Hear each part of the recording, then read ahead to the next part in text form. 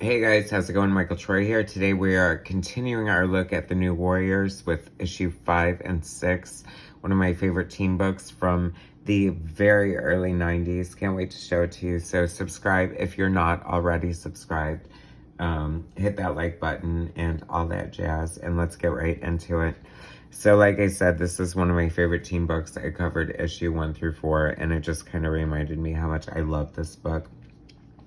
It's funny because I feel like in the first couple of issues, and I pointed out in my last video, they were sort of like trying to emphasize how like this was the team for the 90s, as it was 1990 that it was launched. So it was like ushering in a new era of superheroes, which in a way I kind of can see that. They're kind of quirky and fun, and but I still see them as sort of like a classic 80s comic book.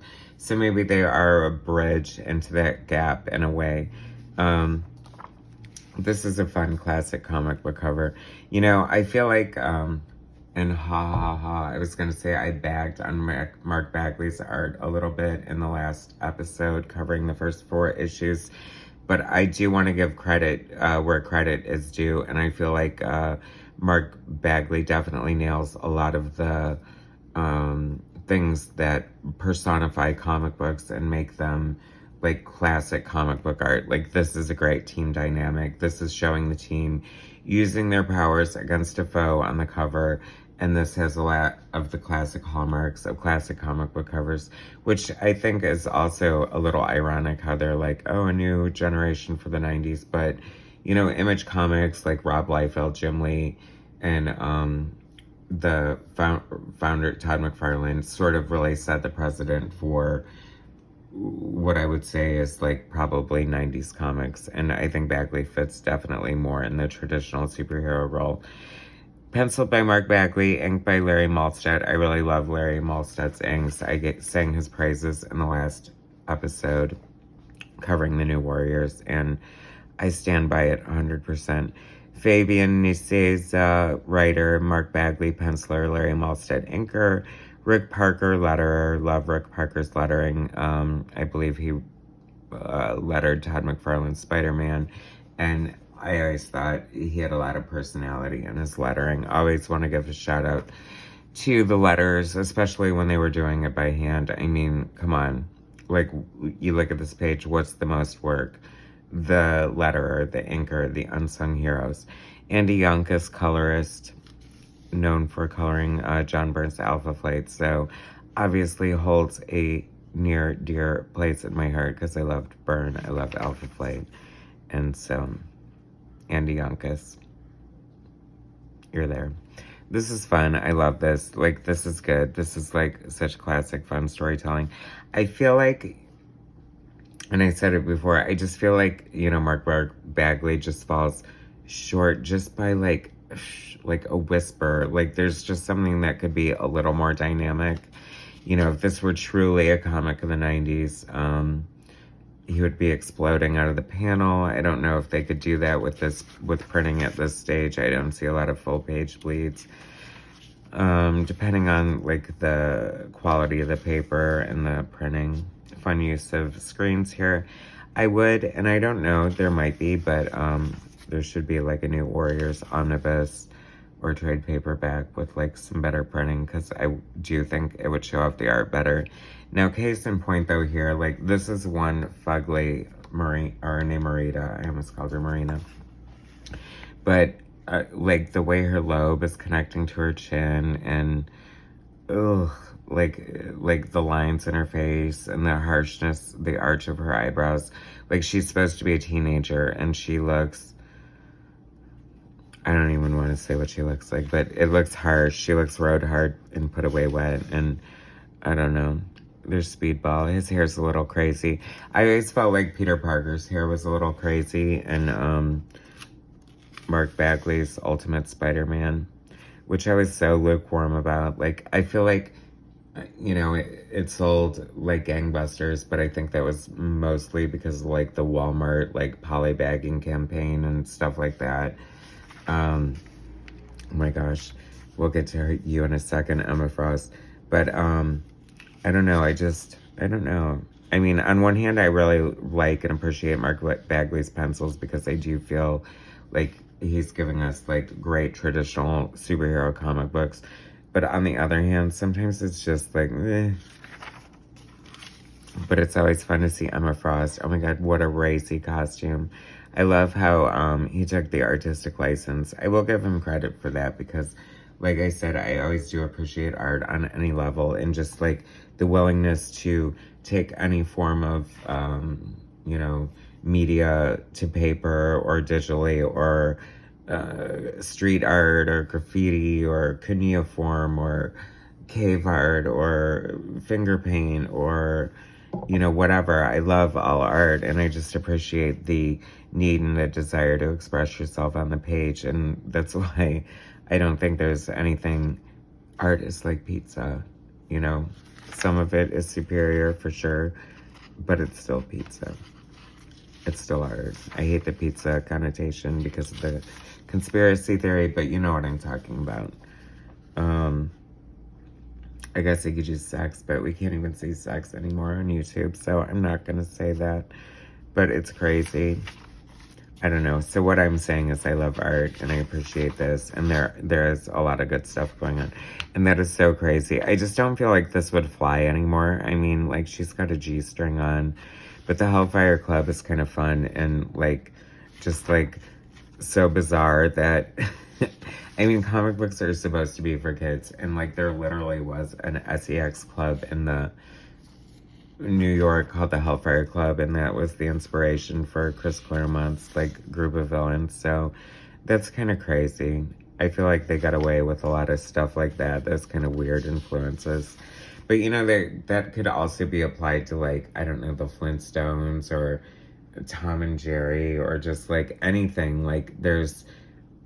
like in every great cartoon from the past, like that I loved as a kid, it's like I never saw the adult stuff because I guess I was naive and wasn't aware of that stuff. And so I feel like a really good cartoon, you know, like I feel like Pixar does it very well, you know, can appeal to children in a grand scale, yet still be relatable to adults, and have adults find it entertaining and not be dumbed down too much. But then there's crossing the line, and I don't know. What the hell do I know, right? More Zipatone, I love it. Anyone who watches my videos knows I'm obsessed with Zipatone. And I'm still looking for that holy grail of finding some original Zipatone to apply to practical art. Anyway, see, I love Larry Malstead's inks, though, on Mark Bagley, and I think he really, really did a lot and helped make his art really shine in this early stage in his career. And this, once again, is a classic comic book cover. I love it. I love the floating heads. That's very John Byrne in a lot of ways. Probably Jack Kirby, too. If not a host of other artists. But it's just a great classic comic book storytelling device, you know. Great way to have a cover, like get this great big image of Black Bolt. And I've always loved the Inhumans, so I think there's just such an appeal about the way Jack Kirby designs costumes. Like, there's something to the aesthetic of symmetry, and with these big graphic geometric designs, I think it just, in a symmetrical fashion, it just, like, makes it iconic, symbolic, and just like very pretty to the eye. This is some really killer anatomy on Kid Nova, even though it's always a little wonky. Like, he draws these like really long torsos on his figures a lot, but hey, it's his style. And I really do think at this point, like 6 issues in, like, that's no joke, especially by today's standards. And he would go on to draw several issues after this, and like 100 issues of Ultimate Spider-Man. So, I don't know. Do you want to call him a jobber? I don't know. Like, a comic book artist who has so much amazing output and just like sheer number of pages. It's funny because it's like, I think of like one of my favorites, like Adam Hughes. And even though he did a lot of interior art in the beginning, he found that, you know, he, for whatever reason, was much better suited to being a cover artist, and God knows I love Adam Hughes cover art, so I'm cool with that. But it is fun when he just like busts out and does like either a miniseries like Dr. Manhattan before Watchmen, or you know, Betty and Veronica for Archie. That was pretty fun. And some like Hellboy, Kamer Puchin Machin, or whatever the hell that was called. You know what I'm talking about, fans. I don't have to explain it to you. I love this design. That's like, I feel like that's like, this must be a John Byrne design, because it's very like a John Byrne aesthetic, with like sort of like the way the head looks and the smaller waist and bigger, I don't know. That's very John Byrne for that kind of design. But I truly did love the New Warriors, and just based on my coverage of the first 4 issues, I know there are like some really hardcore diehard fans out there. I love this. Of course, I don't know, I just love like all kinds of different, like Egyptian. It's always fun. My friend Doug loves like the whole Egyptian thing, and he does some amazing art with it. And there really is like so much there. Like there's so many different like things like that, just that lend themselves well to, like, thank God for fun comics exploiting different storylines like that. Triton. Here come the Inhumans. Namorita, looking like she needs a facelift at 16. I don't know, maybe it's the underwater currents. Maybe they're harsh. Medusa. I always love Medusa so much. I mean, how could you not with that big red flowing hair? I mean, this is so much fun. And like, props to Fabian Nicieza, because, you know, he wrote like X-Force and New Mutants with Rob Liefeld, or maybe, well, I think he came in towards the end, but New Warriors, and just like some X-Men with the Kubert brothers, I recall, maybe Wolverine, I don't know, but whatever. I mean, he was definitely one of the biggest writers in the 90s, and wrote some of the best, most fun stories that I truly love. All right, so that is 5 and 6 of New Warriors. Thanks so much for watching. We'll continue on our New Warrior journey soon. Subscribe if you haven't already. Hit that like button. Share my content. Thanks for watching. I appreciate you. Take care.